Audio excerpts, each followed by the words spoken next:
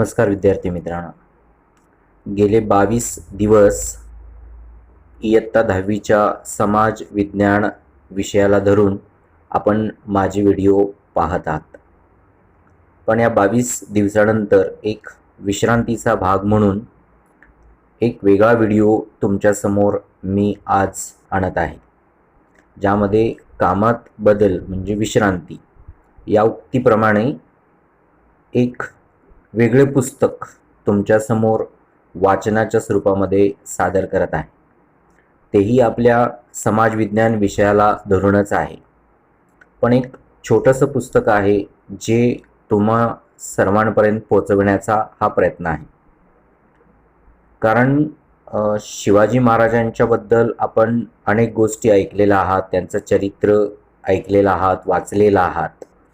पण गोविंद पानसरे यांनी शिवाजी कोण होता या नावाने एक पुस्तक लिहिलेलं आहे की ज्याच्यामध्ये अतिशय कमीत कमी शब्दांमध्ये आणि चांगले संदर्भ देऊन आपल्या सर्वांपर्यंत शिवाजी महाराजांचं चरित्र पोहोचवण्याचा एक चांगला प्रयत्न केलेला दिसतो, ज्याच्यामध्ये आजपर्यंत किमान एक 70-80 हजार प्रती खपलेल्या आहेत. म्हणजे इतक्या मोठ्या प्रमाणावर हे पुस्तक कमीत कमी कालावधीमध्ये लोकांपर्यंत पोचलेलं आपल्याला दिसतं. आणि म्हणून असं वाटलं की या व्हिडिओच्या माध्यमातून हे पुस्तक शिवाजी कोण होता हे पुस्तक तुमच्यापर्यंत पोहोचवलं जावं, म्हणून एक 2 दिवसांच्या व्हिडिओच्या माध्यमातून हे पुस्तक मी तुम्हाला वाचून दाखवणार आहे आणि ते तुम्ही शांतपणे ऐकावे अशी मी तुम्हा सर्वांना विनंती करतो. तर गोविंद पानसरे लिखित शिवाजी कोण होता. आगळा राजा शिवाजी. तसे पाहिले तर छत्रपती शिवाजी महाराजांवर आजवर बरेच लिखाण झाले आहे. कथा, कादंबऱ्या, नाटके, तमाशे, गाणी, पोवाडे, इतिहास, चरित्रे इत्यादी वाङ्मयाचे जेवढे म्हणून प्रकार आहेत त्या सर्व वाङ्मय प्रकारात शिवाजी आणि शिवकाल हा विषय अनेक वेळा येऊन गेला आहे. चित्रपटही निघालेत, व्याख्यानही खूप झालीत आणि होत आहेत. पण एवढे सारे होऊनही शिवकालाची, शिवाजी महाराजांची आणि त्यांच्या कार्यास प्रेरणा ठरलेल्या कारणांची जी प्रतिमा सामान्य जनमानसात निर्माण झाली आहे ती इतिहासाशी इमान असलेली प्रतिमा आहे असे म्हणवत नाही. लोकशाहीत राजाचे कौतुक. खरं म्हणजे सरंजामशाही आणि राजेशाही ही कालबाह्य झालेली समाजरचना आहे. शिवाजीचा काळ हा सरंजामशाहीचा काळ होता आणि शिवाजी हा सुद्धा एक सरंजामशाहीतलाच राजा होता. जगाने आणि आपल्या देशाने राजेशाही ताज्य ठरविली. राजे रजवाडे नाहीसे व्हावेत म्हणून संघर्ष केले. राजे रजवाडे नाहीसे केले आणि हे सर्व बरोबरच केले. राजेशाही मोडून त्या जागी आपण लोकशाही आणली, हे सुद्धा बरोबरच केले. शिवाजीने स्थापन केलेल्या राज्याचे शिवाजीनंतर जे काही झाले त्यावरून सुद्धा राजेशाही ही स्वीकारण्याजोगी व चालू ठेवण्याजोगी समाजव्यवस्था नव्हती हेच सिद्ध होते. प्रगत अशा ब्रिटिश भांडवलशाही साम्राज्यशाही समोर भारतातील सरंजामशाही टिकाव धरू शकली नाही. यावरून सुद्धा सरंजामशाही व राजेशाही टाकाऊ समाजव्यवस्था ठरते हेच पुन्हा दिसते. पण मग या आधुनिक लोकशाहीत एका राजाचा उदो का व्हावा? त्या राजाच्या विचारात, व्यवहारात आणि चरित्रात असे काय आहे की ज्यामुळे लोकशाहीत सुद्धा त्याचे स्मरण स्फूर्तिदायक ठरावे? तसे राजे खूप होऊन गेले, पण सर्व राजांची काही अशी आठवण केली जात नाही. त्या राजांच्या जयंत्या किंवा मयंत्या कुणी साजऱ्या करीत नाही. त्या राजांचे जे कुणी हयात वारस असतील ते कदाचित करीत असतील. क्वचित कुणाच्या बाबतीत त्या राजांच्या संस्थानात समाविष्ट असलेल्या प्रदेशातील काही लोक कुठे कुठे असे करीत असतील. परंतु शिवजयंती जितक्या विस्तृत प्रदेशात, जितक्या मोठ्या प्रमाणात आणि ज्या उत्साहाने, उमेदीने व स्फूर्तीने साजरी केली जाते तसे इतर कुणाही राजाच्या बाबतीत घडत नाही. असे का व्हावे? इतर राजांपेक्षा या राज्यात काय वेगळेपण होते की ज्यामुळे असे घडत आले आहे? शिवकालीन किंवा त्याच्या आगेमागे होऊन गेलेल्या इतर राजांपेक्षा शिवाजीत असे काय वेगळेपण होते? हे वेगळेपण समजावून घेतले तर शिवकालाचा व शिवचरित्राचा नीट उलगडा होईल.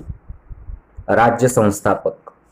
पहिली गोष्ट म्हणजे शिवाजी हा कुणी अगोदर तयार केलेल्या गादीवर वारसा हक्काने बसलेला ऐतोबा नव्हता.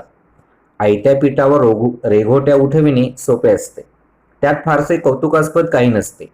वारस हक्काने राजे बनलेले अनेक होऊन गेले. शिवाजी वारसा हक्काने राजा बनला नव्हता. त्याने राज्य निर्माण केले.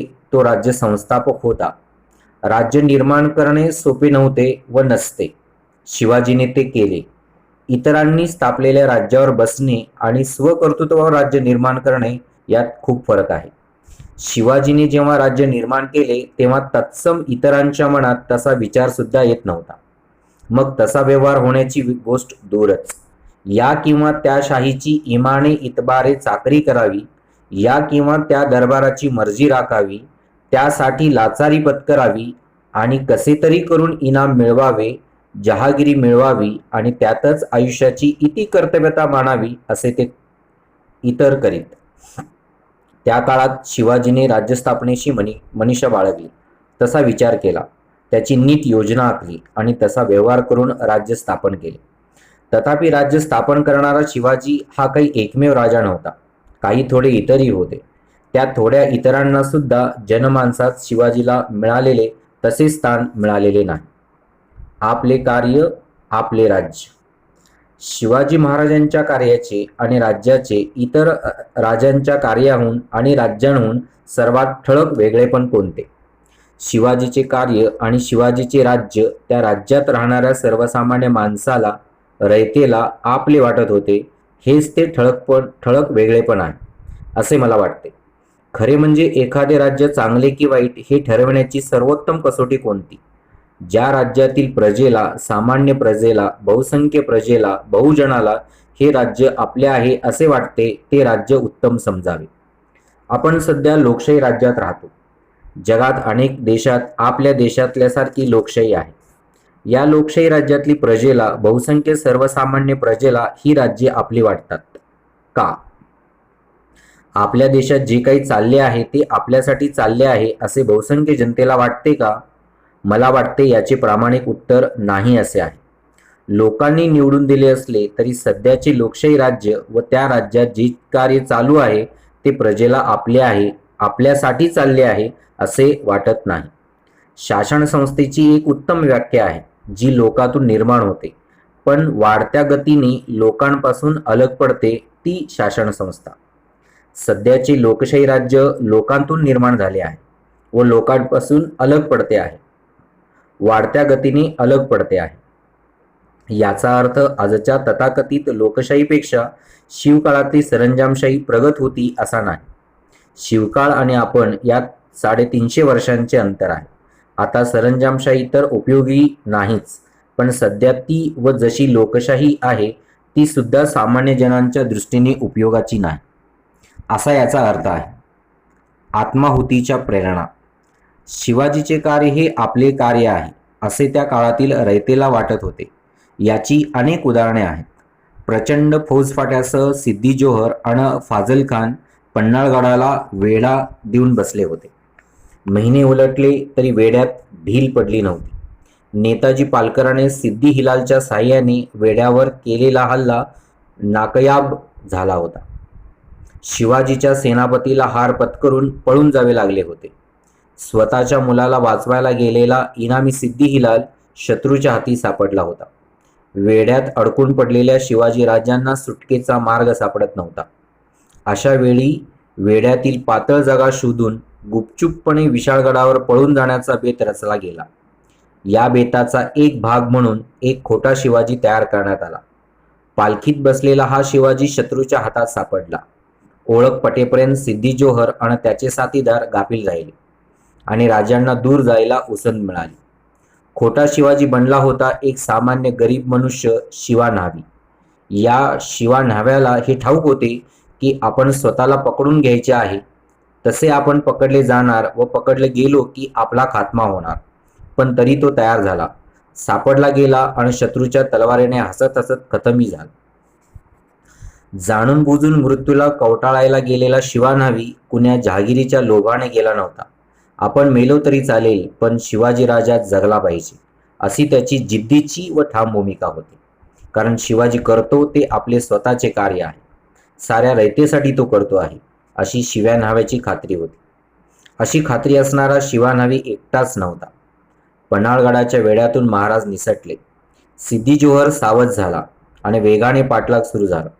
विशाळगडावर पोहोचण्यापूर्वी तो त्यांना गाठता तर खैर नव्हती, पण वाटेत घोडखिंड होती आणि ती खिंड अडवून मुठभर मावळ्यांसह बाजीप्रभू देशपांडे खडा ठाकला होता. महाराजांना विशाळगड गाठायला उसंत मिळावी म्हणून खिंडीत जान कुर्बान करायला तो आणि त्याचे सवंगडी तयार होते. शेवटी तसेच झाले. बाजीप्रभू पडला. अनेक मावळे कापले गेले. त्यांची नावे सुद्धा इतिहासात माहीत नाहीत. बाजीप्रभू आणि ते बेनाम मुठभर मावळे का लढले? पुन्हा तीच भावना, आपण मेलो तरी चालेल, पण जे कार्य आरंभले होते ते पूर्ण करायला शिवाजी जगायला हवा. ते कार्य पूर्ण व्हायला हवे. ज्याच्यासाठी हसत हसत मरण पत्करावे असे ते कार्य होते. अशीच त्यांची भावना होती. अशी अनेक उदाहरणे इतिहासाने नमूद करून ठेवली आहेत. शहेनशाह औरंगजेबाचा इमानी सरदार मिर्जाराजे जयसिंग याच्या समोर महाराजांना हार पत्करावी लागली. नामुष्कीचा तह स्वीकारून आग्र्यास जावे लागले. आग्र्याच्या कैदीतून सुटकेचा मार्ग गवसेना पुन्हा शक्कल लढवली आणि महाराज पसार झाले. पसार होताना बिछाणावर एक जण शिवाजीचे सोंग घेऊन झोपला होता आणि एक जण त्याचे पाय चपत होता. पसार व्हायला संधी मिळावी, डाव उघडकीस यायला उशीर व्हावा आणि मिळेल तेवढ्या वेळेत राजांनी दूर निघून जावे म्हणून ही रचना केली होती. मृत्यूला सामोरे जायला मागे राहिले होते ते होते मदारी मेहतर आणि हिरोजी फर्जंद. लवकर असो अगर उशिरा असो, डाव उघडकीस येणार, आपण पकडले जाणार आणि बेमोत मारले जाणार याची मदारी मेहतरला आणि हिरोजी फर्जंदला जाण नव्हती. मृत्यूला कवटाळून आत्माहुती द्यायला ते दोघे का तयार झाले? पुन्हा तेच उत्तर, शिवाजीने आरंभलेले कार्य मोलाचे आहे. ते पूर्ण व्हायला हवे, टिकायला हवे. आपण मेलो तरी चालेल हीच ती भावना. आपण मेलो तरी चालेल पण शिवाजी जगला पाहिजे असे वाटायला लागावे. अशी किमया शिवाजीराजे करू शकले. इतर राजांना ते शक्य नव्हते. इतर राजांसाठीही लढणारे होते, नाही असे नाही. अशा लढाईत अनेक मृत्युमुखी पडले, पण त्यांचे लढणे हे मर्दुमकी गाजवून जहागिरी आणि इनाम मिळवण्यासाठी होते. ते मेले ते जहागिरीसाठी आणि इनामासाठी, उदात्त कार्यासाठी नव्हे. शिवकार्यात लढवय्ये सैनिक तर सहभागी होतेच, परंतु सर्वसामान्य रयत सुद्धा आपल्या परीने सहभागी होती आणि हे फार महत्त्वाचे होते. राजाच्या कार्यात जेव्हा रयत मनापासून सहभागी असते तेव्हा ते कार्य यशस्वी होते. खरे म्हणजे ते कार्य राजाचे नसते तर सर्व रयतेचे असते आणि म्हणूनच यशस्वी होते. रयतेच्या स्वराज्य कार्यातील सहभागाचे ऐतिहासिक सत्य एका प्रतिभावान कवीने सोप्या आणि रोखठोक भाषेत कविता करून नोंदवून ठेवले आहे. कवितेचे ध्रुपद आहे, खबरदार जर टाच मारली जाल, पुढे चिंधड्या उडवीन राई राई एवढ्या. कवी वर्णन करतो एका छोट्या प्रसंगाचे. धामधुमीचा काळ आहे. सैनिक शिपाई तर सोडाच, पण शेतात नांगरणारा साधा शेतकरी सुद्धा सावध आहे. कुणाचे सैनिक कुठे जातात इकडे त्याचे लक्ष आहे. स्वराज्य कार्यात दगाफटका करणारा कोणी आढळला तर त्याला हटकला पाहिजे अशी सगळीकडे भावना आहे. बांधावरून 4 घोडेस्वार जाऊ पाहत आहेत. शेतकऱ्याचा 10-12 वर्षाचा कोवळा पोरगा ढिटाईने त्यांना अडवतो आणि सांगतो, खबरदार पुढे जाल तर चिंधड्या उडवीन. तुम्ही कोण आहात, कुठे चाललात, वगैरे वगैरे. हा चिमुरडा पोरगा शस्त्रसज्ज घोडेस्वारांना दम देतो. भीत नाही. त्याला वाटते आपण सुद्धा हे केले पाहिजे. हे आपले कार्य आहे. शिवाजी राजा काहीतरी चांगले करतोय, आपण त्यात भाग घ्यायला पाहिजे. पुढे कवी सांगतो, हा चिमुरडा पोरगा ज्या घोडेस्वाराला दम देत होता तो स्वतः शिवाजी राजाच होता. त्या पोराने शिवाजी पाहिलाच नव्हता. ओळख देख काही नाही, देणे घेणे काही नाही, पण तो शिवाजीच्या कामात मदत करू पाहतो, त्यासाठी धोका पत्करतो. शिवकाळामध्ये शिवाजीच्या सर्व सहकार्यात, सर्व सैनिकात आणि सर्व रयतेत ही भावना शिवाजी तयार करू शकला. यातच त्याचे वेगळेपण सामावलेले आहे. असामान्य पराक्रम होतात ते असामान्य कार्याच्या सिद्धीसाठी केलेल्या लढायातच होतात. इस्टेटीच्या लोभाने जे लढतात आणि मरतात त्याची नोंद ठेवावी असे इतिहासाला वाटत नाही. लढाईच्या धुमश्चक्रीत अनेकदा छोटी मोठी माणसे भीम पराक्रम गाजवतात. युद्धाच्या धुंदीत मरणी पत्करतात. जहागीर मिळविण्यासाठी किंवा मिळवलेल्या टिकविण्यासाठी पराक्रम सुद्धा केले गेले आहेत. पण लोभा प्रलोभनाविना जाणून बुजून मृत्यूला कवटाळणाऱ्या पराक्रमाची जातच वेगळी असते. शिवाजीचे सहकारी व त्याची रयत शिवाजीच्या कार्यात सर्वस्वाचा त्याग करीत सहभागी होती. ही गोष्ट निर्विवाद आहे. शिवाजीच्या काळातील त्याच्या रयतेला शिवाजीचे कार्य व शिवाजीचे राज्य हे आपले राज्य आहे असे वाटत होते. पण याबाबत शंका घ्यायला जागा नाही. पण असे का होते? शिवाजीने असे काय केले होते की रयतेला त्याने आरंभलेले कार्य आपले वाटावे? इतर समकालीन किंवा मागे पुढे झालेल्या राजांना जी रयतेची निष्ठा मिळाली नव्हती ती शिवाजी राजांना का मिळाली, असा खरा प्रश्न आहे. इतर राजे रयतेशी वागत ती रीत आणि शिवाजी महाराज रयतेशी वागत ती रीत यात जो फरक होता त्या फरकात या प्रश्नाचे उत्तर आहे.